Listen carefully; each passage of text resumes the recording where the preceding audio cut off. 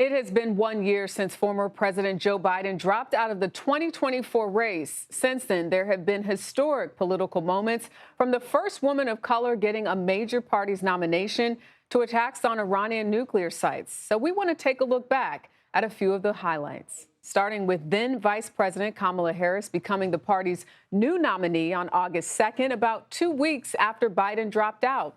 That following month, September 15th, there was a second assassination attempt on then-candidate Donald Trump, 64 days after the first one in Pennsylvania. In September, Ryan Ruth allegedly stuck a rifle through the fence of Trump's golf course while Trump was playing. Ruth was arrested before any shots were fired. Trump later became the second president in U.S. history to win re-election for a non-consecutive term on November 5th. And on Inauguration Day, Trump signed roughly 200 executive actions. Among them was the creation of his DOGE task force in an effort, he said, to cut billions in government spending. On the foreign policy front, a tense late February meeting between President Trump and Ukraine's president left questions about the future of the two countries' relationship. And Trump moved forward with one of his major campaign promises, announcing global tariffs on April 2nd, calling it Liberation Day. The global tariffs are still suspended until August 1st, but the threat of tariffs has caused some market turmoil. The fallout from that and the frustration over what Trump included in the Big Beautiful Bill Act led to a divide between Elon Musk and the president. Musk left the DOGE task force and began criticizing Trump on social media.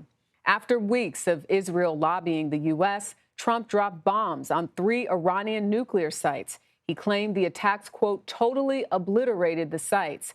But there have been conflicting reports from the U.S. government and other intelligence services on the attack's success. The day before Independence Day, President Trump got his first major piece of legislation passed by Congress. The Big Beautiful Bill Act renewed his 2017 tax cuts and introduced sweeping cuts and reforms to social programs such as Medicaid and food assistance. For more, let's bring in Gómez. He's CBS News' executive director for White House and politics. Good to see you, Finn. So where did the Democrats fall short after former President Joe Biden dropped out of the race in 2024 last year? And why weren't they able to successfully capitalize on former Vice President Kamala Harris? Yeah, Jericka, a year ago today, there was a seismic event, as you said, when Joe Biden dropped out of the race the first time since 1968, where an incumbent president decided to end his reelection bid before Election Day. That was LBJ, of course, back then. But when Kamala Harris, she made history, right? She made history as the first Black and South Asian American woman to lead a major party ticket. And while she was able to compete with Donald Trump and the Republicans, as you know, she ultimately lost because Democrats lost that crucial early time resetting the narrative, right? Leaving Republicans with an opening politically to define her candidacy in those 107 days that led up to the election. And despite stabilizing the ticket, Jericka, the party never fully regained the initiative, the momentum loss during that July shakeup after Biden dropped out. And if you recall, it was that disastrous CNN debate performance that raised questions about his fitness for the office, his mental acuity, and the effectiveness of his close circle of trusted advisors. Biden was supposed to be this bridge for the next generation of Democrats. Instead, he ran a campaign that some top Democrats later described to me as, quote, political hubris. Harris could never really separate herself from the unpopularity that surrounded Biden's campaign on certain issues like the economy. She was tied to the administration's record, particularly on inflation and immigration, and also crime. And there really wasn't enough time, a lot of Democrats told me, for her to regain momentum. And also just criticism, again, for not being able to separate. And something that something that Democrats and now are still trying to get back to in terms of what's the way out of the political wilderness. How do they counter Trump and the Republicans in this Trump 2.0 term? And Finn, to that question that you've asked some of the Democratic leaders within the party, what are they telling you? What is the way out? What is their focus? Tell us about some of the people that are sort of emerging as potential contenders as we enter the 2026 midterms and then shortly after that, presidential election.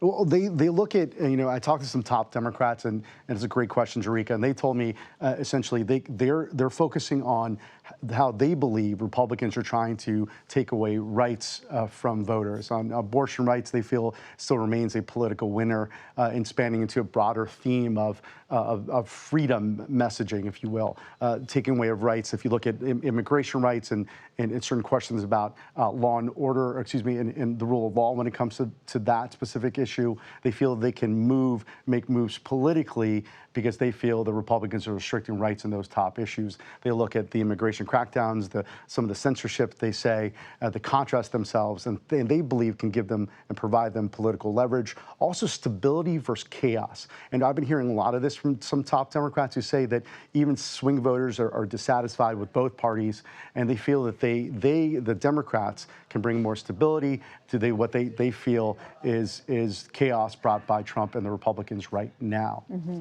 So when you talk about rights, immigration, stability, we know that the president's approval numbers are down, and it had a lot to do when you look at that research and the polling with immigration and the images and people having one view not that long ago, a different one today. As Democrats head into the 2026 midterm elections, is there more that they're looking to do outside of reframing their agenda and their positions when it comes to those important things that you talk about with rights and immigration? Well, I mean, just in particular, they do feel that on immigration, even though the president has delivered on some of his core campaign promises, tax cuts, deregulation, and immigration enforcement, he did run on this, Jericka. And so they feel that because of this backlash, some of you are seeing in our own CBS News poll, that they feel they can make some political momentum on this issue. We've seen his numbers drop in our polling over the last several months since the beginning of his administration, and now to about 42%. You see that on the screen right now, and they feel that they can capitalize specifically in that area in some key battleground states. Well, they expect to be key battleground states in the upcoming midterms. Jericka. All right, only time will tell. Gómez, thank you so much.